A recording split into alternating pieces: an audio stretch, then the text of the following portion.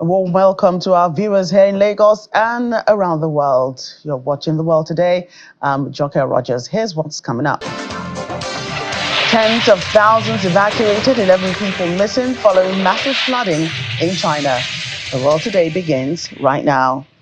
Welcome back. We're in China, where nearly 60,000 people have been evacuated from their homes in the Chinese province of Guangdong following days of heavy rains, which triggered massive flooding. No casualties have been reported so far, but rescue workers are searching for 11 missing people. Authorities are closely monitoring dangerously high water levels as several major rivers burst their banks. Schools have been ordered shut in at least 3 cities, while flights have been cancelled and delayed due to continuous rainfall. Dozens of homes across the province are severely damaged, with authorities estimating a direct economic loss of nearly $19.8 million. 2 men have been charged with spying for China after allegedly providing information which authorities say could be useful to an enemy. The men, identified as 32-year-old Christopher Berry and 29-year-old Christopher Cash, were charged under the Official Secrets Act. According to the Metropolitan Police, they are accused of giving articles, notes, documents, or information to a foreign state in what police called an extremely complex investigation. The 2 men have been bailed to appear at the Westminster Magistrate Court this Friday. Officials previously arrested 2 men on the 13th of March 2023 in connection with the investigation. Over in the United States, where the stakes are high for Manhattan's District Attorney Alvin Bragg as he begins the historic trial of former President Donald Trump in New York. 12 jurors and 6 reserves have been selected for the trial as the defense and prosecution deliver their opening statements, which takes about 40 minutes. Mr. Trump has been charged with business fraud related to a hush money payment that has made to adult film star Stormy Daniels. Ms. Daniels claims she and Mr. Trump had sex in 2006 and that she accepted $130,000 from Mr. Trump's former lawyer, in exchange for her silence about the encounter just ahead of the 2016 U.S. election, which Mr. Trump won. The former president faces 34 counts of fraud under campaign finance laws and has pleaded not guilty to all of them. He's also denied any sexual involvement with Ms. Daniels. Meanwhile, on Thursday, the United States Supreme Court will hear Mr. Trump's argument in a separate case. He contends that he is immune from prosecution on charges related to his efforts to overturn his 2020 election laws. Speaking outside the courthouse, Mr. Trump reiterated his belief that the trial is a very unfair form of election interference. Our Washington correspondent, Maria Bird, joins us now. Maria, your eyes and ears bring us up to speed about happenings regarding this historic trial in the U.S. You are correct. This is a historic trial in the U.S., and today marks the beginning of this trial, as the opening remarks and the opening statements have started as of today. And we know that this is going to be a case that's going to kind of walk us down a very, very deep slope as you look to see what the president actually said he did, what was actually done. This is something that I think he has been hoping would not be the case, that he would not have this type of discussion in regards to what is happening with this case. But at this time, we know that the New York State's prosecutor is very much prepared. We know that his defense attorneys have also said that they are prepared to discuss this. But it's also a historic time, not only due to the type of case that this is, but he's also facing other criminal charges as it relates to some of his dealings and his tax information. So he is dealing with quite a bit that could have a heavy impact on this election cycle that's coming up. Tensions are quite high as expected, and we understand prosecutors are expected to call their first witness and present evidence.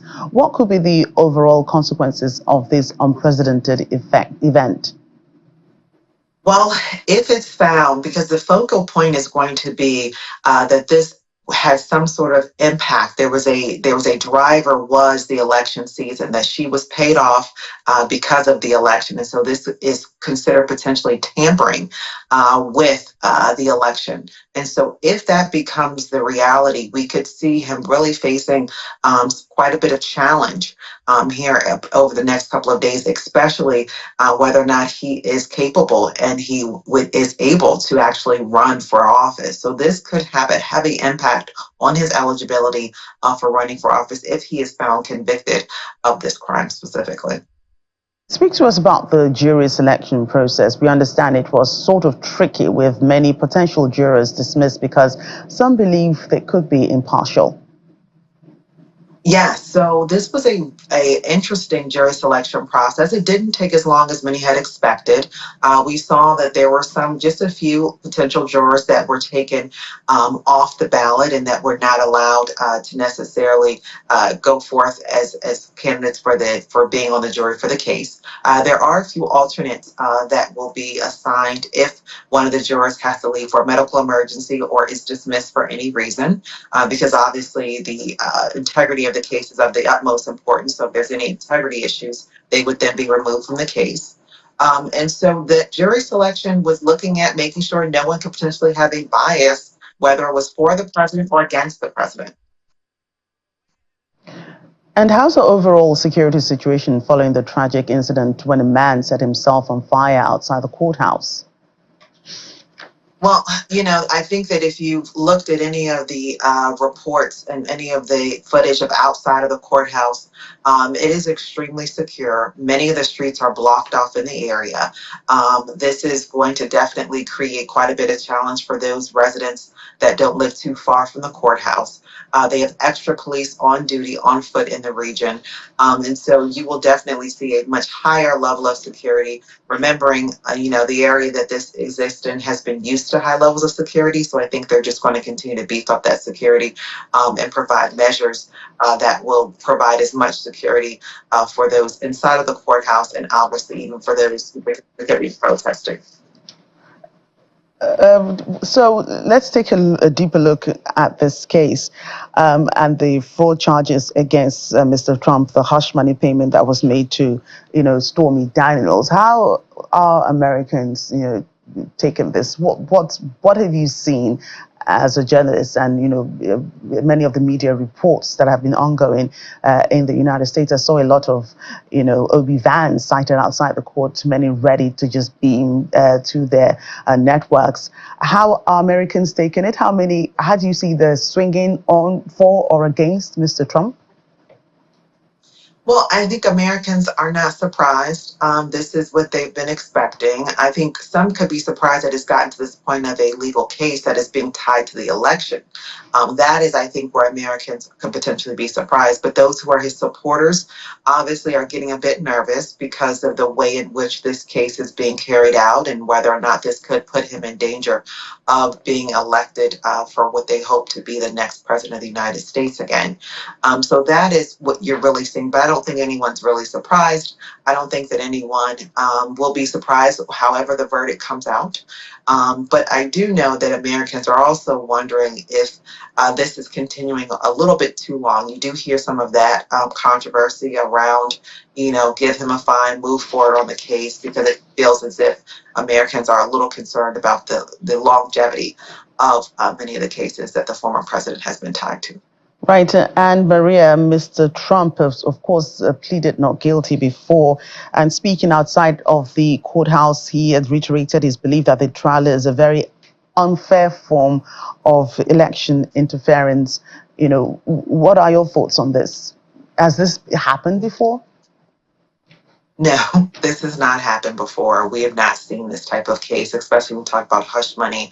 The only thing that we have seen in the United States, as we all know, we have seen the Monica Lewinsky case was very big during the Bill Clinton era. But to see this type of hush money, basically stating that she was paid for relations that were one that many people would believe was not becoming of a president, and obviously potentially illegal interactions. And so that is something that we have not seen before, and something that we are definitely, I think, as a country, looking to see how the courts will respond, how they will respond to this type of interaction, and will this be a precedent for how the courts manage those who are looking to seek presidency in the United States. Right. I must thank you, Maria, for that update. Our Washington, D.C. correspondent, Maria Bird. Let's move ahead. The National Electoral Council in Ecuador has announced that 60 to 73% of the Ecuadorian referendum voters backed tightening of the security measures aimed at combating gang-related violence. According to media reports, the voters answered 11 questions related to measures to tighten security in the country, including deploying the army in the fight against gangs and extending prison sentences for convicted drug traffickers.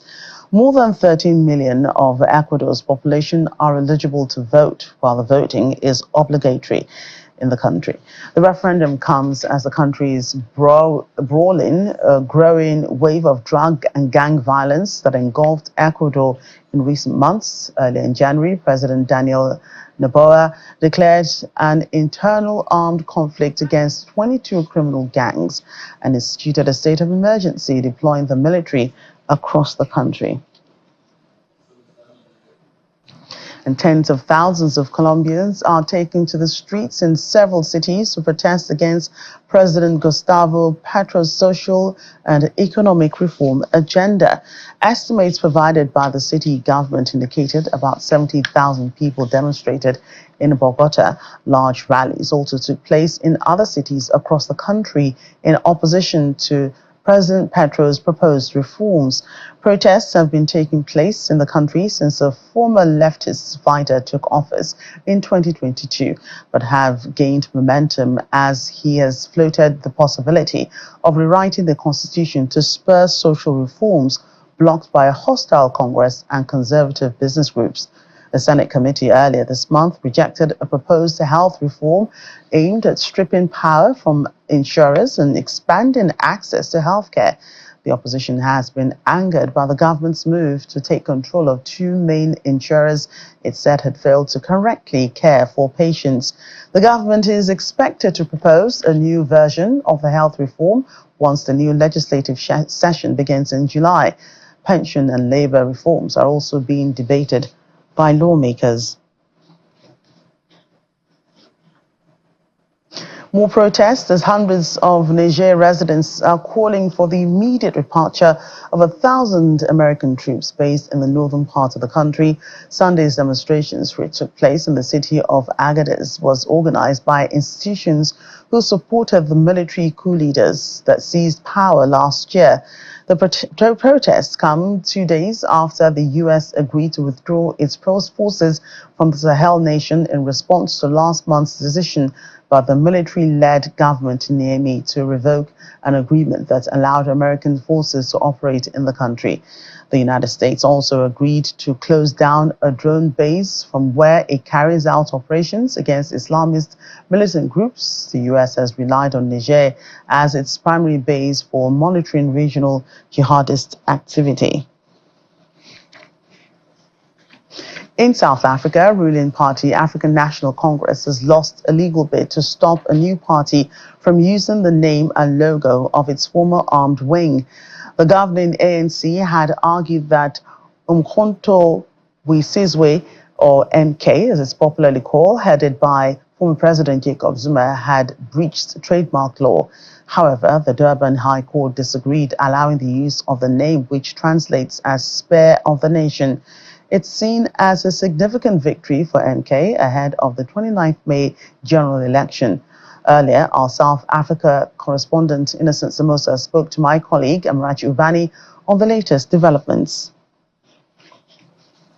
Market. Now it gives us a different picture, because now this speaks about the markets, not an electoral process. So meaning that I guess the ANC was wrong to take this particular issue to the High Court. They were supposed to take it to the Electoral Court so that they can deal with this issue. That hence I say that there's agency and jurisdiction. In the matter of agency, Amarachi, we see the African National Congress delaying to basically stop the registration of Umkhonto we Sizwe Party, because it was registered in September. So the court argues that why is the ANC bringing this issue on an urgent application when they knew about this registration long time ago? And there's an issue of jurisdiction, as I've indicated, that whether or not the High Court has the powers to really sit down and listen to this issue, Amaraji.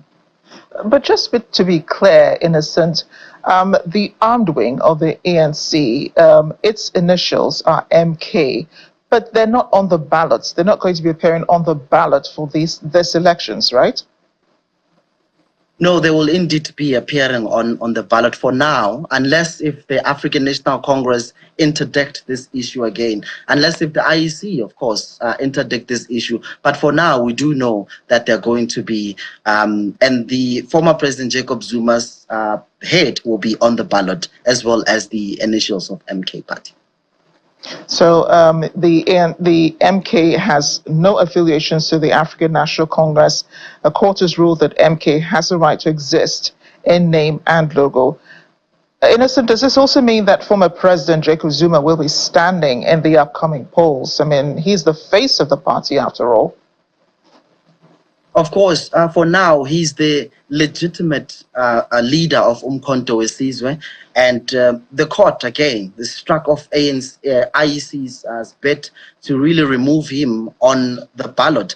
But we do know that for now he is the leader of MK Party, so therefore that warrants him. He will be, appearing on the ballot. But of course, like you rightly put, Amarachi, it's true. It's the Umkhonto we Sizwe is really the wing of the African National Congress, but they were disbanded by the ANC, and the former President Jacob Zuma, since he's indicated that he's not leaving the African National Congress, but he wants to fix the ANC outside, which then, triggered the ANC, taking the decision to really suspend him or remove or fire him. But he always mentioned that he will remain ANC. But one wonders, how are you going to remain ANC when you're voting for another party? So that's the confusion that we find ourselves here.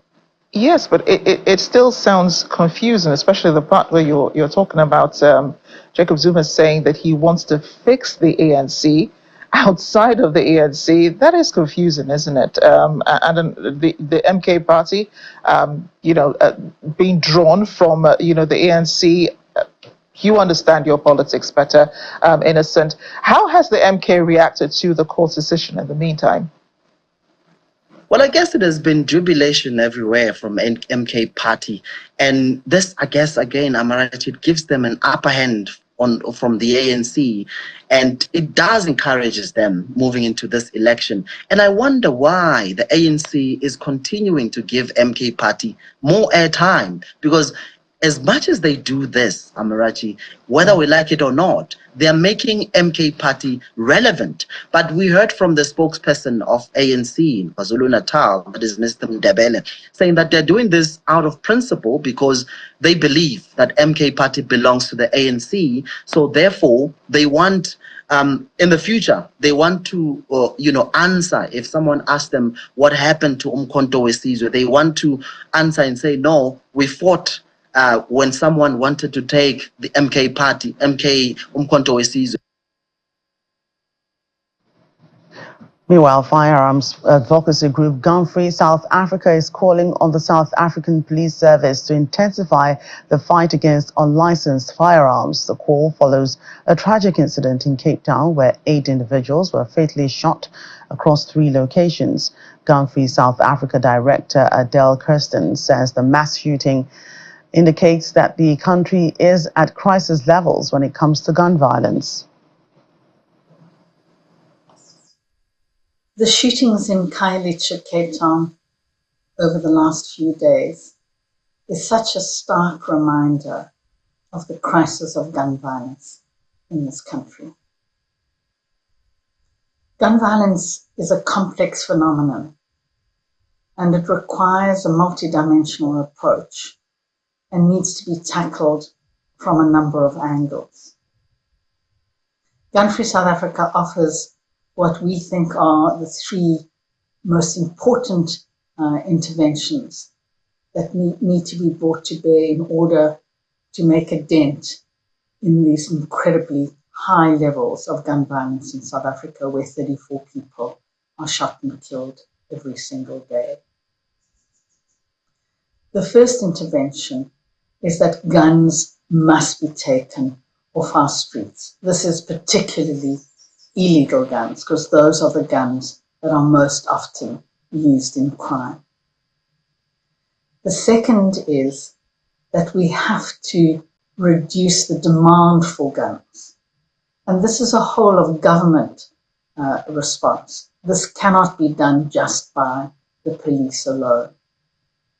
And then the third is communities need to work together, must mobilize to look at ways in which to make their communities safer. Welcome back. The UN's Chief for Political and Peace-Building Affairs, Rosemary-Ann DiCarlo, is reiterating the Secretary General's call on all parties in Sudan to exercise maximum restraint and avoid further bloodshed. Ms. DiCarlo, while briefing the Council on the situation in Sudan, says the crisis is of epic proportions and it's also wholly man-made. UN senior humanitarian officials Edem Worsonu also briefed the Council, where she highlights the risks of famine as the conflict rages on. This is a crisis of epic proportions. It is also wholly man-made. All warring parties must uphold their obligations under international humanitarian law and international human rights law, and also adhere to the Jeddah Declaration of Commitment to protect the civilians of Sudan. I reiterate the Secretary General's call on all parties to exercise maximum restraint and avoid further bloodshed. But if the parties have been able to sustain their confrontation, it is no small part thanks to the material support they receive from outside the Sudan. These external actors continue to flout the sanctions regime imposed by the Council to support a political settlement, thereby fueling the conflict. This is illegal, it is immoral, and it must stop. 1 year on, the outlook for the people of Sudan is bleak. Conflict continues to rage, and the risk of famine is here. I find it particularly distressing to see what has happened in Sudan, given where the country was before this conflict started. A safe refuge for more than 1 million refugees, a regional hub for medical facilities and universities. So much of this is now gone. The violence poses an extreme and immediate danger to the 800,000 civilians who reside in El Fasher, and it risks triggering further violence in other parts of Darfur, where more than 9 million people are in dire need of humanitarian assistance. We reiterate our demands that the parties to conflict respect their obligations under international humanitarian law. Sexual violence and other inhumane treatment is strictly prohibited. The parties must take constant care to spare civilians and civilian objects.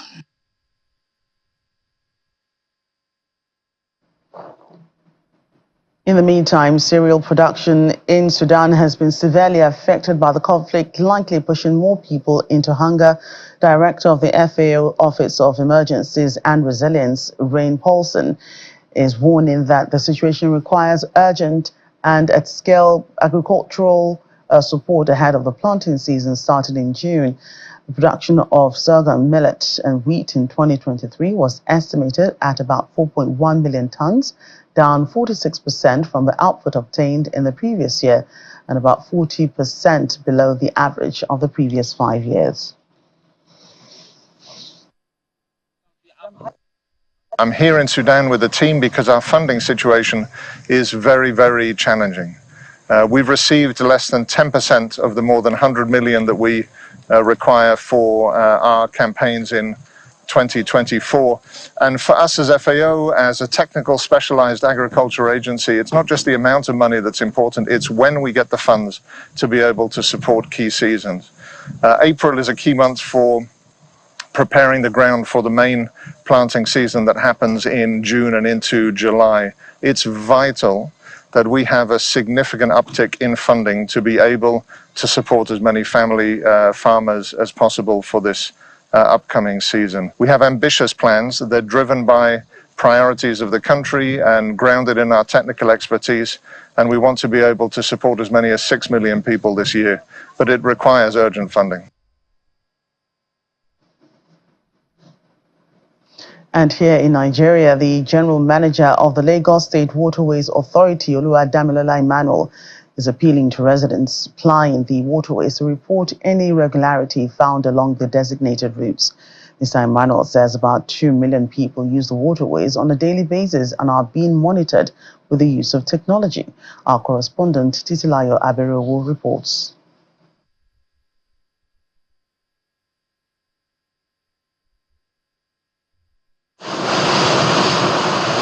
The waterways around Lagos State is a sight to behold both in the morning and evening. But there's more to just admiring the beauty. It's now becoming one of the fastest modes of commuting in Lagos. And with the constant improvements, the Lagos State government is working to ensure it's one of the safest.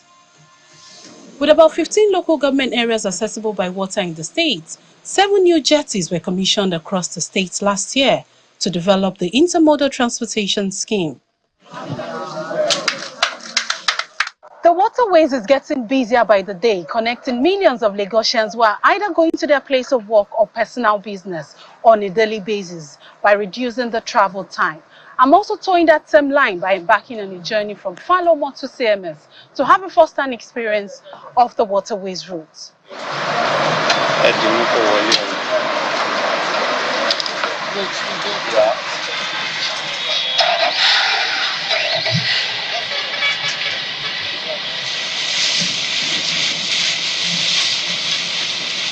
The Lagos State Waterways Authority is saddled with the responsibility of ensuring the smooth running of all vessels operating from 44 jetties and 12 terminals with daily average trip of 261 recorded by LASWA.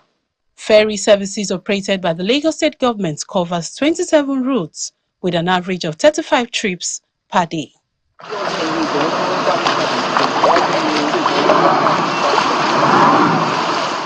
We have just arrived at CMS Marina Terminal. It took us just 10 minutes to arrive here. At this particular location, intermodal transportation is fully operational. You can either go by train or by road or by waterways. Even with the stringent measures put in place by the government, some passengers still have their reservations about pricing and safety. I'm coming from Kurodu, from Agric as well. But at the same time, waterway is better. 20-25 minutes is better than the road. But the only area I want them to work on it is they should be checking on their boat when they are picking passengers before they leave to anywhere they are going at all. That's just it. Because sometimes the boat will stop on the water, like now. 2 boats came to pick us, rescue us, forgot to follow. From Ecuador to this place is like 25 minutes plus or minus. I'm going to follow more here, so why do I have to follow? Why do I have to use road transport?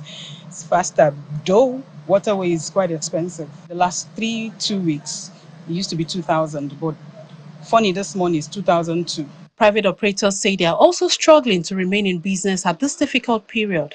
One of the boat operators, Lekon Taiwo, expects government to invest more into the sector. It takes, on the average, 18 months to 24 months to break even. That is, you realize your capital back then. But at the moment, it will take 5, 6, 7 years. And the engines can't last that long. It means that the business is not as viable and as lucrative as it used to be. Before now, we do 3, 4, 5 trips in the mornings and 1 or 2 trips in the evening. But now we do just 1 trip in the morning and 1 trip back in the evening. It costs an average of 25 to 30 million back then to build a 33-passenger boat, complete with brand new engines. Perhaps because of the exchange rates, at the moment it costs as much as 50, 60 million naira for the same facility.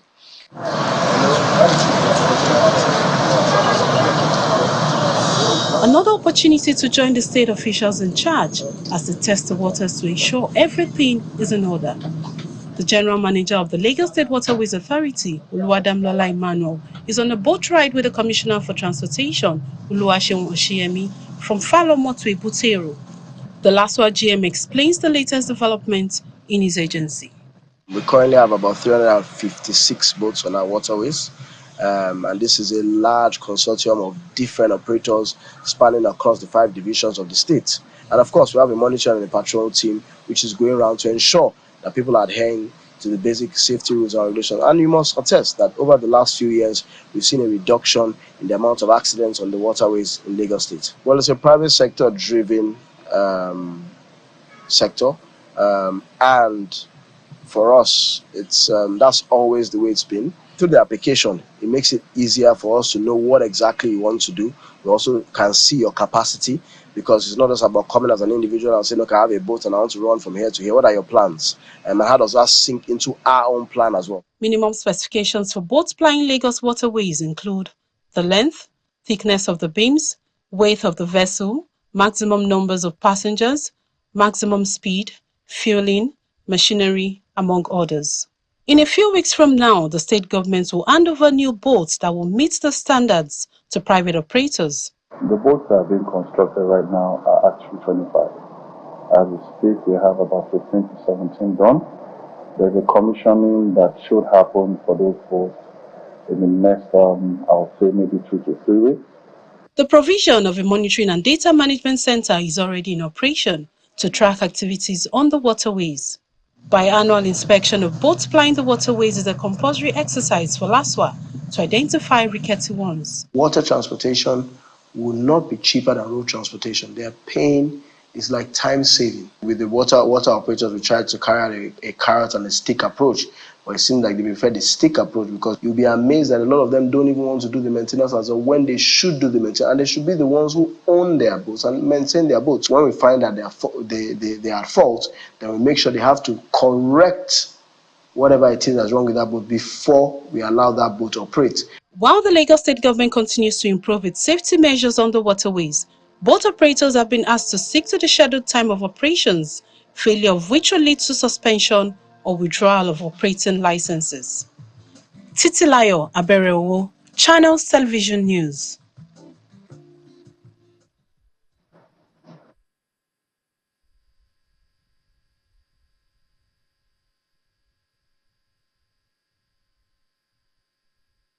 And finally, on the program, our furry animals are back. It's the 45th annual Beautiful Bulldog contest in Iowa in the United States, and these English canines are out with a bang to win the title of the prettiest.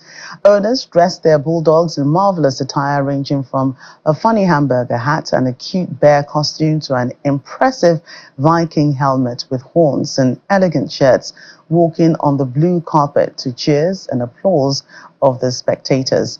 30 bulldogs came out to compete, but there can only be one winner. The champion for this year goes to Pumpkin, a bulldog from California's largest city, Oakland. Pumpkin celebrated her victory by receiving the crown and the royal blue cape from last year's winner, Patch.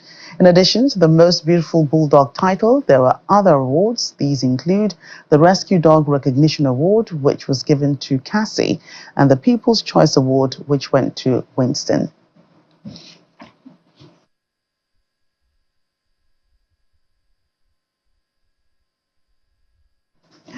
Man's best friend indeed.